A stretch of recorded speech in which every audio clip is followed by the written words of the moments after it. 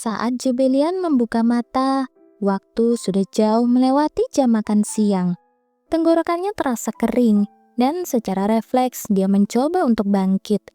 Namun rasa nyeri yang menjalar dari pinggangnya segera mengusir sisa kantuk yang tertinggal.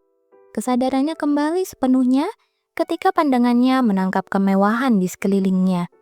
Dia berada di istana kekaisaran. Jubilian melirik ke samping dengan terkejut dan melihat Max masih memejamkan mata. Begitu melihat tubuhnya yang tanpa busana di balik selimut, kenangan semalam mulai terlintas satu persatu. Subuh yang begitu panas di antara mereka. Terlepas dari penolakannya, Max terus memburunya hingga ke batas kemampuannya.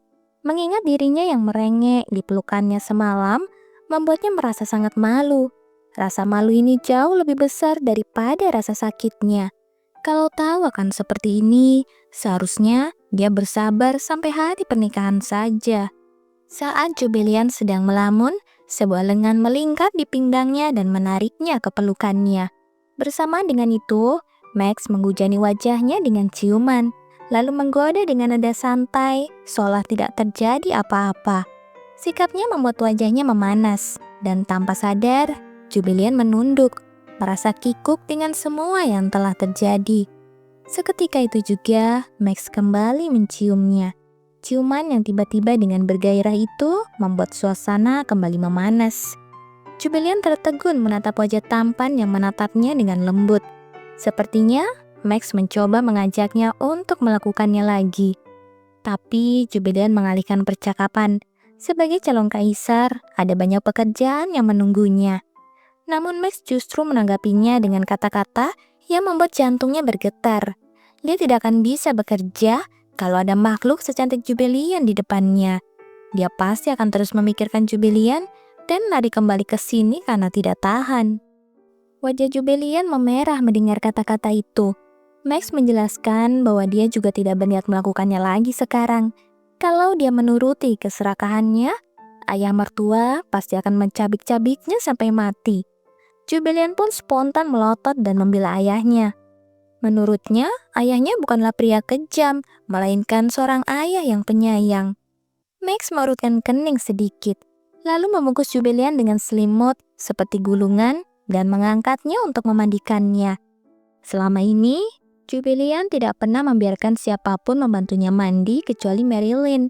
Jadi tentu saja dia merasa tidak nyaman. Tapi penolakannya terasa lemah ketika Max mengingatkan bahwa dia bahkan tidak mampu berjalan dengan baik. Senyum Max membuatnya kesal sekaligus luluh. Apalagi, Max sudah menyuruh pelayan mencampur obat di bak mandi, agar setelah berendam, Jubilian bisa berjalan lagi. Perhatian yang diberikan Max membuat hatinya terasa hangat dan berdebar. Max menatapnya dalam dan berkata bahwa dia mencintainya. Kalimat yang sama pun keluar dari mulut Jubilian. Dengan malu-malu, Jubilian menyandarkan kepalanya di dada Max. Mendengar detak jantungnya yang cepat terasa sangat menenangkan, hingga Jubilian perlahan memejamkan mata. Beatrice melotot ke arah kakak laki-lakinya yang duduk di sampingnya. Melihat wajah Max yang terus tersenyum sendiri, rasanya dia sangat ingin memukulnya. Istana sempat gempar karena Max tiba-tiba menghilang tadi subuh. Lebih tepatnya, mereka panik karena takut calon kaisar kabur karena malas bekerja. Sebenarnya Beatrice tidak peduli karena dia tahu Maximilian adalah pria yang bisa tidur nyenyak bahkan di tempat berbahaya sekalipun. Namun dia tidak tahan melihat Jubilian yang cemas. Karena itulah Beatrice bergadang semalaman mencari Max. Tapi ternyata dia malah kembali diam-diam seperti tikus. Melihat Beatrice yang menggetarkan gigi, Max sedikit tersentak dan membatin. Sepertinya emosi Beatrice makin meledak-ledak karena perang urat saraf dengan Marquis Perdal belakangan ini. Max memutuskan untuk berbaik hati dan akan mencoba bicara baik-baik pada Marquis Perdal.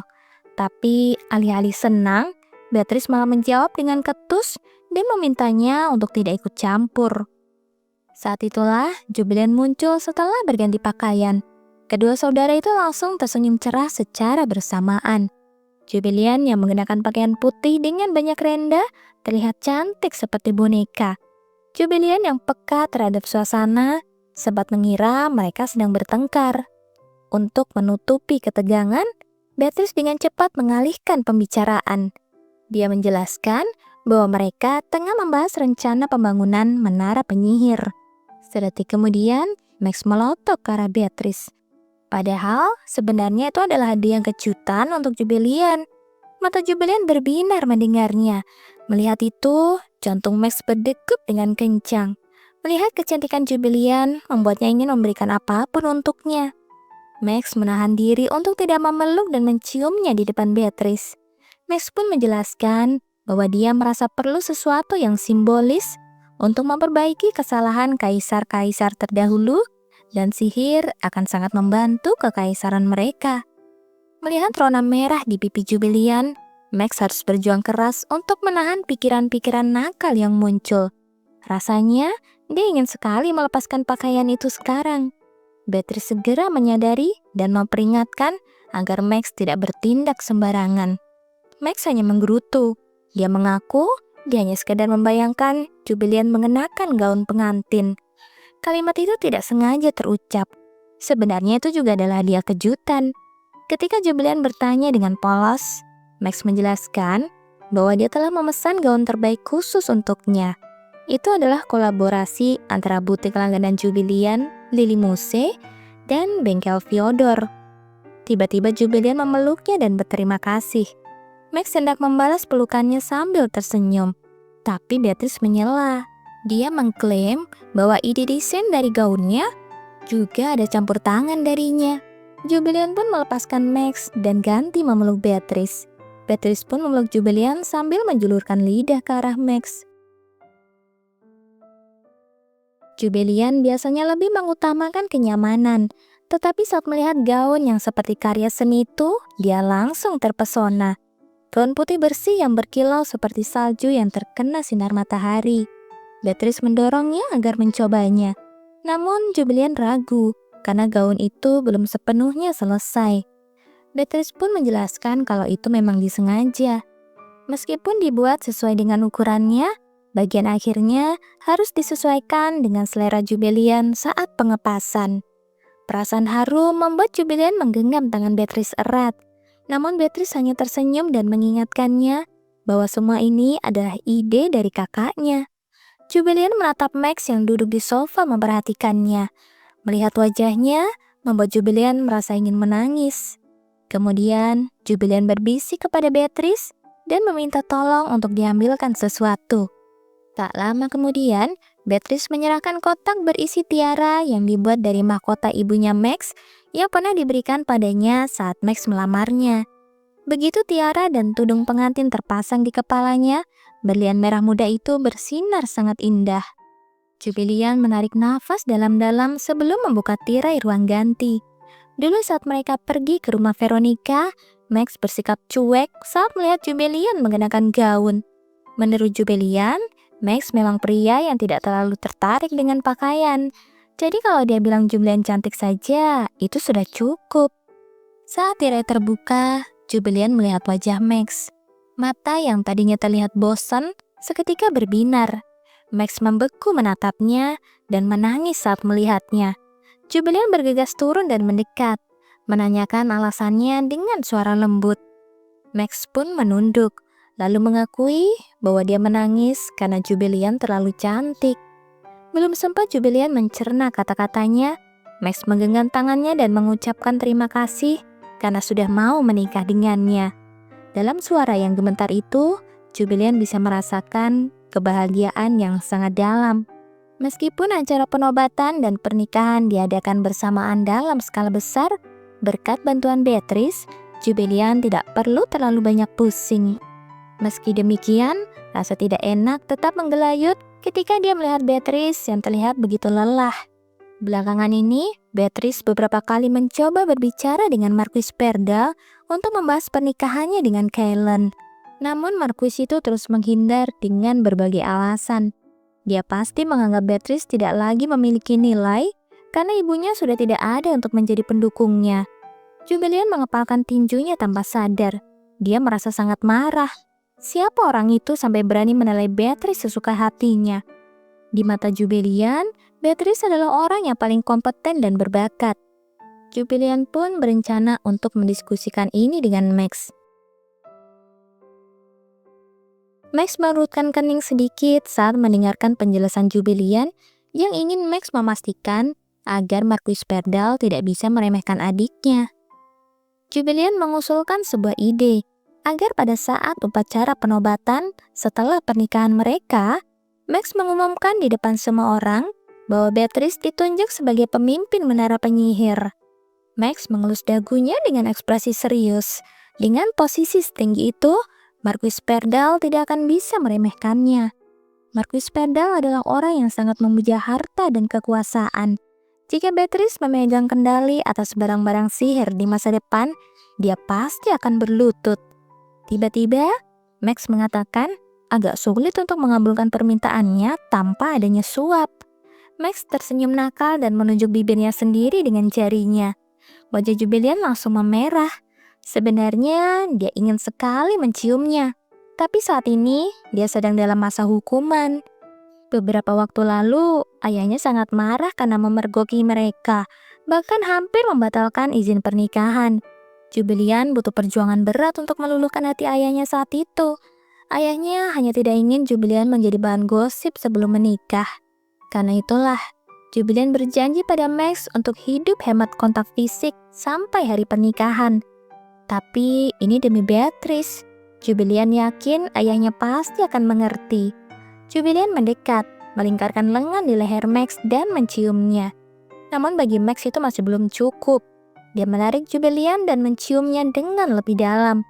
Jubilian pun memejamkan mata, mencari pembenaran dalam hati kalau ayahnya pasti akan mengerti.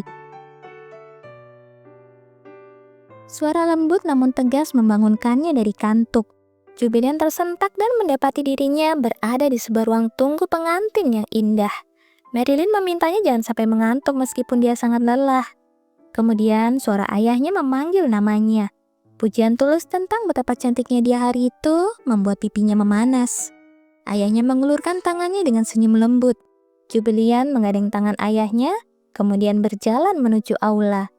Tiba-tiba ayahnya bertanya, apakah dia bahagia? Sebelum Jubilian sempat menjawab, suara pembawa acara menggelegar mengumumkan kedatangannya. Mereka melangkah masuk. Aula itu dihiasi dengan sangat indah dan dipenuhi banyak orang. Jubilian melihat teman-temannya. Rose yang menjadi teman pertamanya, teman-teman minum tehnya, Ian yang kini menjadi pengrajin hebat, dan juga Fred yang selalu membantunya. Para kesatria dari pihak kekaisaran dan keluarga Floyen berdiri berjejer, mengangkat pedang mereka membentuk terowongan. Ini melambangkan janji mereka untuk melindungi pengantin wanita dan keturunannya sampai mati. Saat melewati Geraldine, Jubilian berbisik pelan untuk menyampaikan rasa terima kasihnya. Di ujung terowongan pedang, Max berdiri dengan jubah kaisar yang merah dan gagah. Jantung Jubilian berdebar kencang. Max terlihat sangat tampan hingga dia tidak bisa menahan senyum lebar. Tiba-tiba ayahnya berhenti melangkah. Wajahnya terlihat kaku saat menatap Max. Lalu dia menatap Jubilian dengan mata yang sedikit berkaca-kaca. Jubilian menyadari bahwa ayahnya merasa sedih karena menganggap ini adalah sebuah perpisahan. Kemudian Jubilian menggenggam tangan ayahnya erat dan mengatakan kalau dia saat ini sangat bahagia karena dia akan terus bersama orang-orang yang dia sayangi di masa depan. Mendengar itu, ketegangan di wajah ayahnya mencair. Ketika sampai di depan Max, Regis menyerahkan tangan Jubilian ke tangan Max dengan sangat perlahan, bersama dengan harapan semoga kejayaan dan keberuntungan menyertai Asyet karena telah mendapatkan harta karun milik Floyen. Max membungkuk hormat dan berjanji akan menjaga Jubilian lebih dari nyawanya sendiri. Mereka berdiri di depan pendeta. Jubilian terkejut siapa yang menjadi pendeta agung hari ini. Dia adalah biarawati yang pernah memberinya ramalan aneh waktu itu. Saat pendeta mulai berbicara, suasana tiba-tiba berubah. Waktu seolah berhenti. Jubilian menoleh dan menyadari bahwa warna mata pendeta itu berubah menjadi sama dengan warna matanya. Dewi Kirke datang untuk berterima kasih karena telah mengalahkan Fafnir dan membantu anak-anaknya, yaitu para penyihir, untuk bisa bangkit kembali.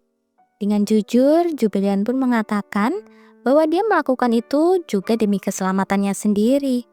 Tapi hal itulah yang membuat Dewi Kirke sangat menyayanginya dan akan mengabulkan satu permintaannya. Tanpa ragu, Jubilian menjawab hal yang paling dia inginkan saat ini. Dia ingin segera menikah sekarang juga. Sang Dewi tertegun sejenak, lalu dia tertawa terbahak-bahak. Jubilian mengangguk mantap karena dia ingin membagikan kebahagiaan ini dengan orang-orang yang dia cintai. Dewi Kirke tersenyum lalu menjentikkan jarinya, dan waktu kembali berjalan. Dia berbisik lirih di telinga Jubilian dan berpesan agar dia hidup dengan bahagia sebagai pendetanya yang terakhir. Warna mata pendeta agung kembali normal. Dia mengangkat tangannya dan memberkati putra Asiat dan putri Floyen di depan seluruh tamu undangan. Setelah berkat dari pendeta agung, upacara penobatan kaisar dan permaisuri baru pun dimulai. Ketika mahkota bertatakan permata berkilau Max kenakan di kepalanya sendiri, sumpahnya sebagai kaisar Asia terucap dengan penuh keyakinan. Dia berjanji untuk melindungi rakyat dan memerintah dengan kebijaksanaan. Seruan kegembiraan langsung menggema di seluruh aula istana menyambut lahirnya kaisar baru. Kemudian, Max memakaikan mahkota upacara ke kepala Jubilian. Regis yang menyaksikan dari kejauhan tersenyum tipis sebelum akhirnya sudut bibirnya sedikit turun. Jubilian sekarang telah menjadi permaisuri yang anggun. Di satu sisi dia merasa bangga, namun di sisi lainnya hatinya terasa sesak. Rasanya tangan kecil itu baru saja menggenggam tangannya. Sekarang putri yang dulu pernah berjanji polos untuk menikahi ayahnya itu telah berdiri sebagai pendamping hidup orang lain. Prioritas hidup putrinya telah berubah. Saat senang, sulit, maupun sedih, orang pertama yang akan dicari Jubilian bukan lagi ayahnya, melainkan suaminya. Regis tahu ini adalah hukum alam, tapi melepaskan tangan putrinya itu tetap saja terasa menyakitkan. Regis hampir meneteskan air mata, namun dia menahannya. Ini adalah hari bahagia. Saat Jubilian menoleh ke arahnya dengan senyum cerah, Regis merasakan kehangatan yang meluap. Kebahagiaan putrinya adalah kebahagiaannya juga. Setelah penobatan, Kaisar mulai melantik orang-orang kepercayaannya ke posisi-posisi penting. Yuri dilantik sebagai komandan pengawal permaisuri. Yuri yang sebelumnya sempat kehilangan segalanya demi melindungi putra mahkota, akhirnya menemukan kembali tempat yang terhormat. Pirex dilantik sebagai komandan kesatria kekaisaran dan naik pangkat menjadi marquis. Pria yang selalu menjadi nomor 3 di bawah bayang-bayang Regis ini akhirnya mencapai puncak karirnya. Sedangkan Fred diangkat menjadi ajudan Perdana Menteri untuk membantu ayahnya sendiri. Lalu tibalah saat yang paling mengejutkan. Beatrice Evelyn Asiat dipanggil maju ke depan. Beatrice maju dengan wajah tegang. Lalu Max mengucapkan kata-kata yang menggelegar. Max akan mencabut gelarnya sebagai Tuan Putri. Aula menjadi sunyi senyap. Beatrice pun membeku. Dia mengira akan dipaksa menikah dan diasingkan demi politik. Namun Max melanjutkan dengan senyum lembut. Karena jasanya menyegel Fafnir dengan sihir, Max memberikan nama keluarga Lanete kepada Beatrice dan mengangkatnya menjadi Grand Duchess, serta menunjuknya sebagai pemimpin menara penyihir yang akan segera dibangun. Semua orang terperangah. Dalam sejarah Asia, tidak pernah ada Tuan Putri yang diberikan gelar Grand Duchess dan kekuasaan sebesar itu. Jubilian mengirimkan pesan melalui telepati saat melihat Beatrice yang ragu. Jubilian mengingatkannya untuk tidak membiarkan penilaian orang lain menentukan nilainya. Beatrice mendapatkan posisi ini karena bakatnya sendiri dalam memahami sihir. Jubilian berharap Beatrice bisa meraih kebahagiaannya sendiri dengan bangga. Beatrice mengangguk sambil menahan tangis. Kemudian dia bersumpah akan melakukan yang terbaik untuk kekaisaran sebagai pemimpin menara penyihir. Setelah pesta berakhir, Jubilian kembali ke kamarnya bersama Max. Marilyn yang kini menjadi kepala pelayan permaisuri telah menyiapkan air mandi. Dengan senyum nakal, Marilyn menyampaikan bahwa dia sudah menyiapkan segala sesuatunya agar Jubilian bisa menikmati malam yang menyenangkan. Jubilian merasa malu, namun dalam hati dia sangat bersyukur Marilyn tetap setia di sisinya.